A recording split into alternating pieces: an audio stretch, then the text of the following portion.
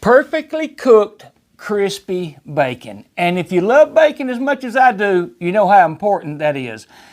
I've been working on this recipe for a couple of weeks now, and I think I got it down enough to make a video on, and I think you're going to be impressed. And it is about pressure cooking the bacon first, which renders out a lot of fat, and you're going to see all that in just a minute. And then air frying it. Or if you just have a pressure cooker, and I've done it this way too, you pressure cook it and then put it on a wire rack and take it to the oven, and it works. It makes a lot better bacon that way too.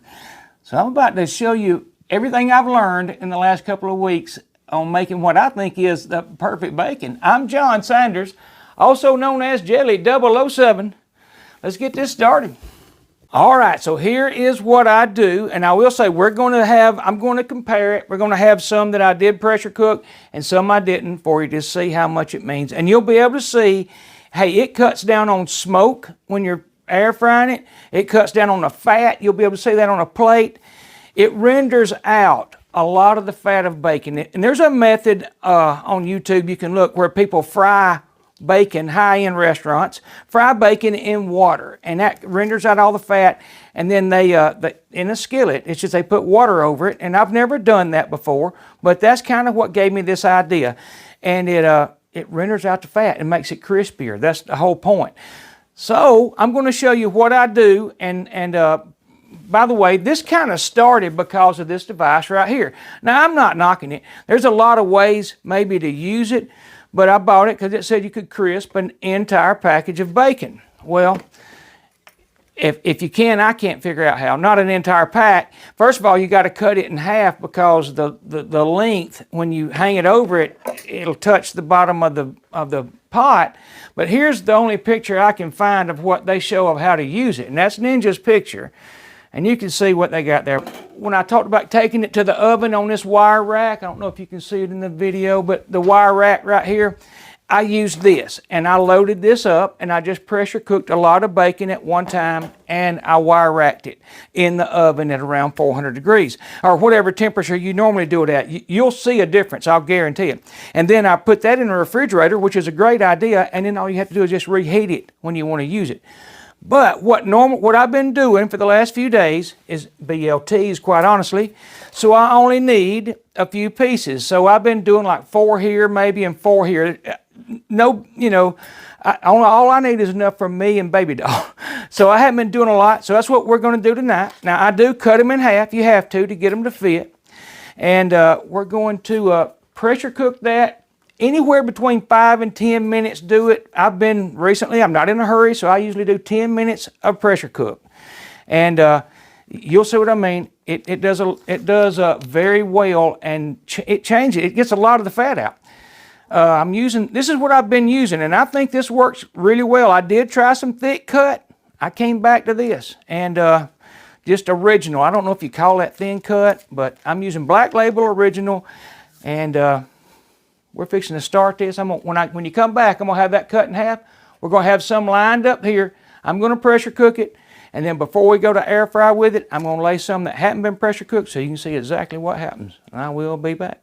All right, one thing I wanted to mention right quick, that we're going to use the Ninja Foodi. And that's because pretty much everything we have here is made by Ninja. And although the Instant Pot Duo Crisp will do it fine, and take my word, everything that Ninja makes fits this. A lot of people have asked me that before. Here's a dehydrating rack. It goes in fine. Even their bacon thing, it fits. All of it fits. Even their double racks.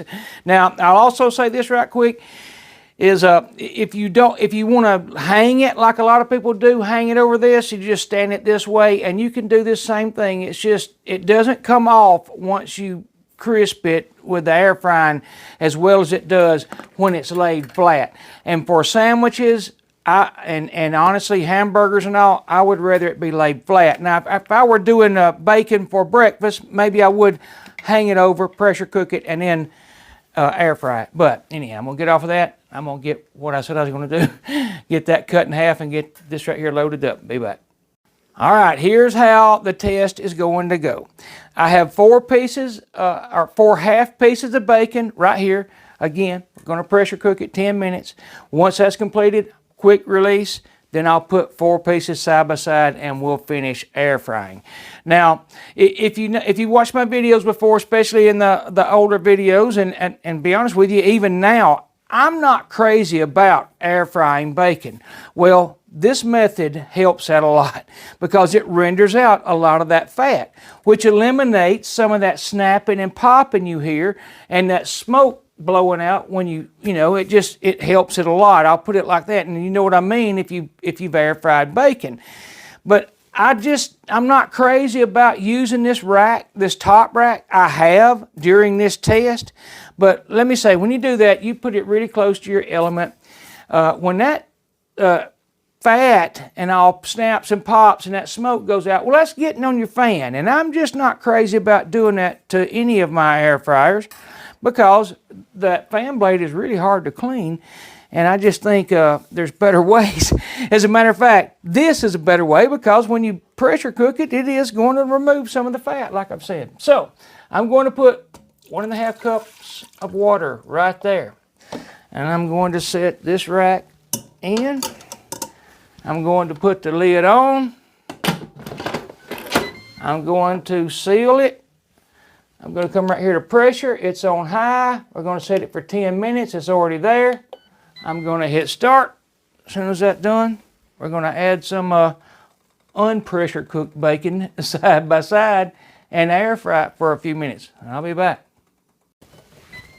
All right, there it is. All we have to do now is a quick release. And there it goes. All right, there it went to pin. What I'm going to do is open this up. I'll move this to here. And bring this out. And I don't even worry about removing the water. One thing it does is it catches any more fat that drops down. It's not that big of a deal. So I'm going to add, let's see if you can see what I'm doing. You can. All right, we'll put one there, one there. Matter of fact, we'll come to this side. That's kind of the same cut, just kind of cut in half. And we'll put one right here. Now, you can see exactly what that, what the differences are. Put this in just like this. Like I said, the water helps with clean up, and that's not a bad thing. I'm going to go ahead and do 10 minutes. Of course, we're going to watch it. It thinks I got the wrong lid on. We're going to do air crisp. I'm going to do, now I do lower it to about 360, kind of to watch it. It doesn't need more than that. And it also helps with smoke. So we'll, it really doesn't matter on time. I'm going to be watching. I'm going to put it at 10 minutes. We're off and running. And we'll be back in a minute to take a look at it. I've been watching it, but what we're going to do, we're probably going to let it go just a little bit further. But I mean, I'm never in a hurry. I'm not trying to get this done too quick because you'll cause smoke and stuff if you do. But you can see, I'm not going to flip it. There's what it looks. There's the pressure cooked, and here are the not pressure cooked. But you're going to see the differences as soon as we get them out on a plate. I'm going to let them go another, I don't know, another 4 or 5 minutes. I got to let that cool down, finish. And when it does, I'm going to go right back to air crisp, 360 for, we'll go ahead and turn it off. We hit air crisp, again, 360, and we'll say, it really doesn't matter. We're not going to let it go any amount of time, but just for the heck of it, 10, just to be safe. I don't want to go any, if I forgot about it, I'm not. I'm standing here, but you wouldn't want it to go way past that. Okay, so we're at about 12.5 minutes. I'm going to stop it. We're going to bring it out and take a look at it, and you'll see the differences. And like I said, there are the pressure cooked, and here are the ones that are not. And you can see the fat content now, but when I lay it on this plate and crush it up, and once it cools a little bit, you'll see what I mean and why I think it works so well with things like BLTs. So I'm gonna let it cool a minute and I'll be back. All right, I did decide to try and show it a little closer while it was hot. I mean, you can see the difference in the bacon, and it's a lot more when you get it out here and crush it, you know, kind of take your fingers and crush it. But that's what it looks like pretty much right out of the cooker. It's been just a few seconds. Okay, so here they are. Here's what they look like. You can definitely see the difference. Now, I'm going to crush them on the plate and all, but I mean, take my word, these right here, when you bite in a sandwich, they're better. I mean, they break easy with your teeth and all. I mean, maybe it's my age. But look, here's the other fat that comes off, and that's still pretty warm. You can see the fat that rendered into that pan. But to me, that is really hard to beat. I'm going to see if I can get set up a little bit better. In fact, let me do that. But let me show you with this one piece right here. We'll take this piece right here, which is a pressure cooked piece, and then we'll take the outside opposite piece, which is not pressure cooked. Now, there's a lot of different ways of doing it, but it's identical bacon. You saw it. It's cut from the same pack. And there's, I mean, it breaks up. I mean, I'm not really even complaining about it. It's still good bacon, and man, that plate's getting on my nerves. But right here, when I crush this, or say you were biting into it, that's what happens. And I don't know how to say it any better. In fact, I'm going to lower this camera and do that one more time, because this is a little you know, a little overkill on trying to, you know, you're spending another 10 minutes on bacon and all. But if you love bacon like I do, like I said, and make sure I didn't just mess up my microphone because I touched it. But if you love bacon like I do, and you love like BLTs, this is almost, it means a bunch. And it's really hard to try and show on camera. It just is. But you can see there's definitely a difference in that. And there's nothing wrong with that bacon. I mean, I'd eat it, but you got to admit, now this one, if you can see where I'm getting it from, the one right out of the, not center, but left of center. And that's what happens when you're biting it in a sandwich. Take my word, you'll know it when you're eating it.